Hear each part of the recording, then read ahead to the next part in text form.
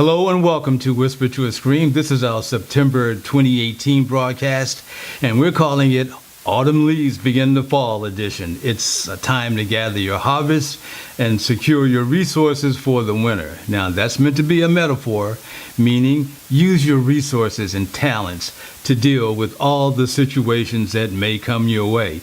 You know, we always like to begin with an update of a past story. So why don't we do that? In a previous story, we talked about some regulations implemented during the Obama administration that protected American workers. Some of these regulations were done away with during the first 6 months of the Trump administration. One such regulation was equal pay for equal work. So, if you are being considered for a new job, your employer can legally pay you less than the person sitting right next to you doing the exact same job as you. But now here's how it can happen. If your potential employer reviews your past work history and finds you made less money doing that work, then he or she can use your past pay range to assess your new salary. And if it's less than the salary being paid to the person sitting right next to you, oh well. Now, the issue I want to bring up is that of women, because women have historically been paid less than men for doing the exact same job. Is it unfair? Why don't you let us know by leaving some comments in our comment section below? We would really appreciate that. Now, for more on this issue, look in our archives. The program is marked Whisper to Scream Independence Day, and you can find out more information about that regulation. Also remember, as we told you in a previous broadcast, that laboratory meat is on its way to our supermarkets. This is meat grown and cultured in labs from Israel to here in the United States. Now, these meats are being marked as healthy choices because they don't contain antibiotics, animals do not have to be slaughtered, and it will reduce the incidence of food-borne diseases. For more information about our new meat, search our archives, and this time look for the Happy New Year edition. Or you can Google this subject. It's all there, waiting for you to read. Oh yeah, there is a specialty shop in the San Francisco area where you can go and sample the meats for yourself. Just know that these meats are headed to your kitchen table, if they're not there already. Oh, by the way, McDonald's just announced its burgers no longer have artificial ingredients in it. They are touting fresh beef in all their sandwiches. I wonder where they're getting their beef from.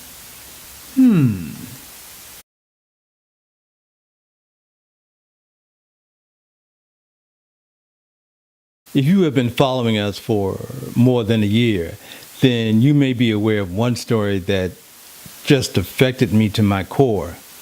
The subject is Jordan Edwards. I have been following this case as closely as I can. It affected me so much that I've been carrying around a picture of this kid in my phone. Now, back in April of 2017, a gypsy cop named Roy Oliver fired a weapon into a car carrying young teenage boys.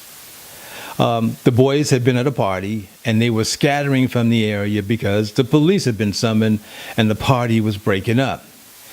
Now, when the police arrived on the scene to break up the party, Jordan Edwards, his brothers, and friends drove off to avoid trouble with the police, which is what most teenagers would do. Now, Roy Oliver, the cop, decided to take out an AR-15 from the police cruiser and shoot blindly into the car, killing Jordan Edwards with shots to the head and torso. He then ordered everyone out of the car. Now, Jordan's brothers pleaded that he was dying in the front passenger seat and they wanted help for him. The police decided it was more important to arrest the teens. Meanwhile, Jordan died from the wounds. At first, the cop said the vehicle was backing aggressively towards him and a fellow officer. He feared for his life, and that's why he fired his rifle. Turns out he lied. The car was not moving in reverse. The car was moving away from the policeman. Now, the gypsy cop almost got away with the lie, except his own body cam and car cam told the truth. So this trained policeman fired his weapon. He was not in fear for his life and apparently not in fear of retribution. Now, Jordan's parents filed a lawsuit against Oliver and the Balch Springs Police Department. Subsequently, Oliver was fired and the case was sent to the courts. Here's a picture of Jordan. He was just a kid who, as we find out, was an honor student, also on the school football team, and well liked by his teachers and real popular among his peers. But now he's dead from the bullets of an AR-15. His brothers, who were also in the car, said they didn't realize Jordan had been hit until they saw smoke coming out of his head and ears. Now this cop, Roy Oliver, had done 2 tours in the Middle East.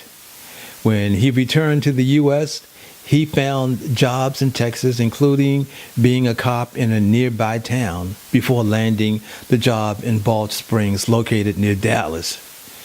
He was on the force for about 5 years, and he had a history of being violent, a walking time bomb. His own constituents, like the district attorney, wrote in a memo that Roy Oliver was a scary dude. He cited a time when the female court clerk, he had her leave a room until Oliver could be calmed down. So his own peers knew what kind of volatile person he was. Still, he was allowed to patrol neighborhoods. Now, I have to introduce his training culture.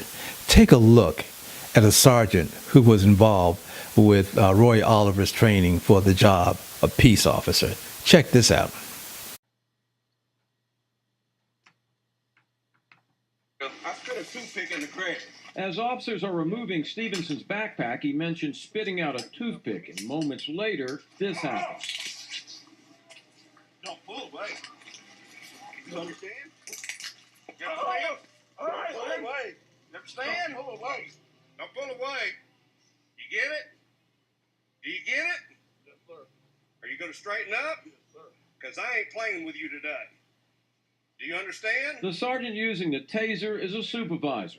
Chief Jonathan Haber says the sergeant's actions were questioned by his own officers. We looked at it, and, at the end of the day, they did the right thing. They brought it to our attention. Chief Haber says the video was reviewed by the Texas Rangers, Professional Standards, and the Dallas County DA's Public Integrity Unit. We decided together that this was an administrative issue and not a criminal issue. So what are we up against as citizens of this country when we have people like this training future policemen? Make no mistake, Oliver is white. But this same mentality can be passed on to people of all ethnic groups. So no matter what color you are influenced by this kind of mentality. Now, I realize this does not happen all across the board, but it should not be happening anywhere in our law enforcement training programs. I really related to this kid. He just reminded me of the kind of guy I would have been friends with in high school, or even friends now if we were the same age. I thought I was one of just a few people who paid attention to the story, but I've seen several news outlets and bloggers talk about this story recently, and that's because this case did go to trial, and the jury found Roy Oliver guilty of murder. 718595-V, the state of Texas versus Roy Oliver. The verdict form reads as follows. We, the jury, unanimously find the defendant guilty of murder as charged in the indictment. Signed by the presiding juror. Mr. Janacek, is that your signature? Members of the jury, if that is your individual verdict, if you would please signify so by raising your right hand. Please let the record reflect that all 12 members of the jury did raise their right hand. All rise for the jury.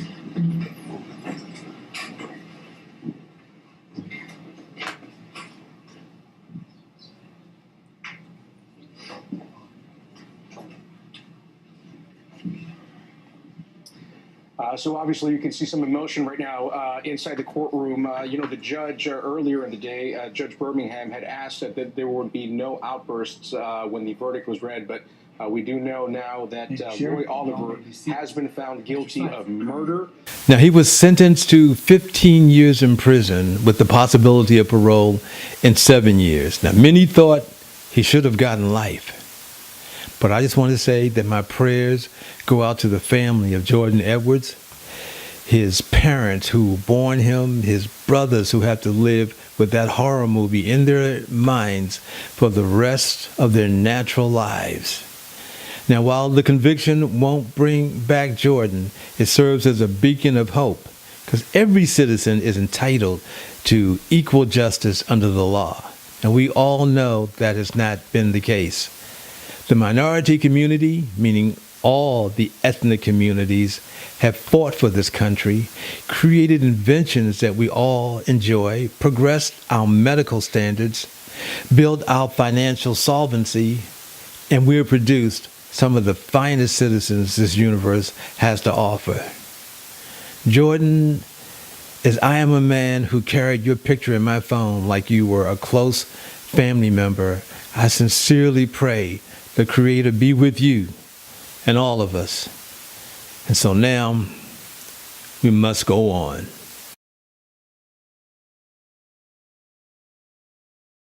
So, my condolences to his family, and also I want his family to know that we're just one of many people that celebrate the fact that they had such a good kid, a promising kid, and we know that this is going to be with them for the rest of their lives.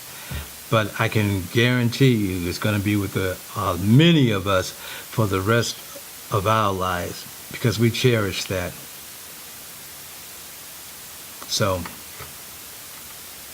till next time, peace. Now, we always do a good news story, and this one involves the police. Check it out. But after being pulled over by Mobile police officers while riding his motorcycle, things got very tense. And I was scared. I said, he's going to jail. They're going to shoot him. Blackman got a call telling her where her boyfriend was finally pulled over. There was no clue her life was about to change. Scenarios quickly playing through Blackman's mind. She knew her boyfriend was armed. All she could think about is one thing. Me getting out and seeing that, I felt like I can fix this. Let me try to fix this. Let me try to calm the situation down and make it work. And it takes just a split second. One decision. Just like that, things change in the blink of an eye.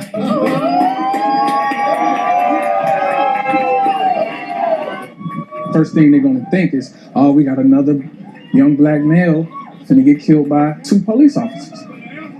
Nope, that was the whole flip. It all staged just for this, a mixed message built into one proposal. Watch closely, the police armed with unloaded tasers, they were in on this the whole time. Okay, now that was an interesting turn of events, and once again, things aren't always what they seem. Now, that's our program for this edition of Whisper to Scream. We will be stepping up our production, so we'll be doing new programs twice a month beginning in October. And our pledge is to inform, to educate, and even entertain you. That's why we ask that you please subscribe to our station and click on the bell icon right next to the subscription button so you can receive a notice when we bring you a new program. Also, please click the like button. We can also be reached at Coontunes and number 2 at Facebook, Instagram, and Twitter. They all have the same handle, Coontunes number 2. As always, be blessed and stay woke.